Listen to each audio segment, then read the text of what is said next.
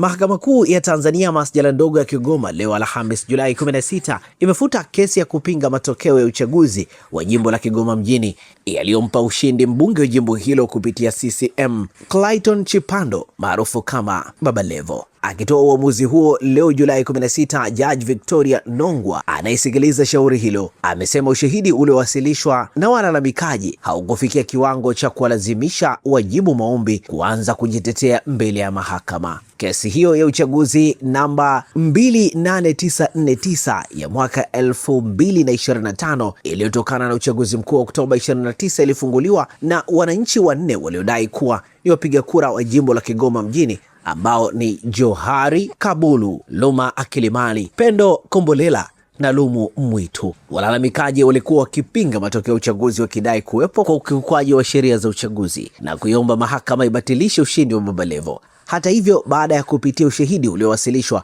mahakama imeamua kufuta kesi hiyo, hatua inayomaanisha kuwa ushindi wa Baba Levo unaendelea kusimama. Sisi tulichaguliwa, tulipewa nafasi. Watu wa Kigoma wameona kazi ambayo tunaifanya kwa muda mchache, vitu ambavyo tunavifanya.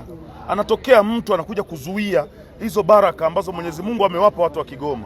Na ndio maana mahakama hii imeangalia na kuona bora itende haki kwa hichi ambacho kimetokea. Na mimi nataka niwaambie kitu kimoja. Mimi nimeumbwa kwa ajili ya kuwapambania watu wa Kigoma. Na hiyo na kazi hii nitaifanya kwa nguvu zangu zote. Najua kuna watu wanaumizwa na namna ambavyo nafanya kazi. Wao walitegemea labda nitashindwa kufanya kazi, nitakwama, nitaanguka, nitakuwa mtu mjinga bungeni, nitakuwa mtu mjinga hapa kwenye jimbo, lakini wanashangazwa kuona namna ambavyo nafanya kazi na matokeo yanatokea na wananchi wanafurahi. Wao wanataka kuzuia hilo ili yale ya hovyo ambao wao walipewa nafasi wakashindwa wakayafanya ya mambo ya hovyo yaonekane ni mambo ya maana. Mimi nataka niwaambie kitu kimoja.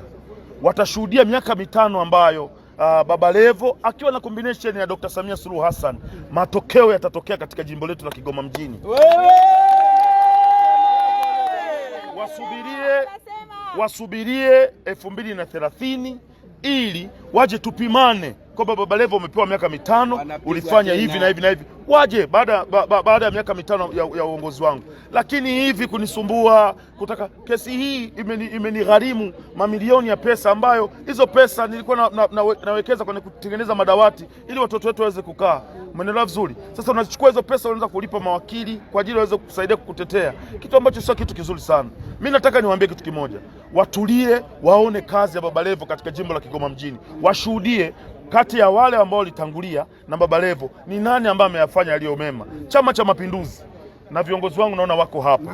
Chama cha Mapinduzi kiliangalia katika watu ambao tumeomba nafasi ya kupeperusha bendera ya chama. Ikaona tunampa huyu darasa la 7, tunaachana na wasomi wote, tunampa la 7 kwa sababu walipima, waliuliza, wakaona huyu ndiye anayefaa kutuvusha.